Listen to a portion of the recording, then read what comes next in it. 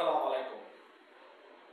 আপনার অর্থ আছে, বৃত্ত আছে, গাড়ি আছে, বাড়ি আছে, কিন্তু সন্তানকে সময় দেওয়ার মতো সময় আপনার কাছে নেই। কারণ আপনি নিজেকে নিয়ে ব্যস্ত।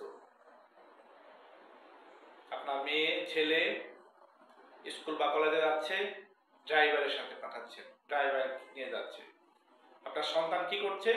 ড্রাইভারের সাথে কন্ট্রাক্ট করে ড্রাইভারকে কিছু টাকা দিয়ে সে তার বন্ধুদের সাথে স্কুলে গিয়ে গাড়ি নিয়ে ঘুরতে বেরিয়ে যায় এবং নানা অপকর্ম নেশার সাথে জড়িয়ে যায়। এটা কি শুধু আপনার সন্তানের দোষ? আপনি যদি এই সুযোগটা না দিতেন তাহলে সেই সুযোগটা পেত না। সন্তানকে সময় দিন, ড্রাইভারের সাথে একা পাঠানো বন্ধ করুন।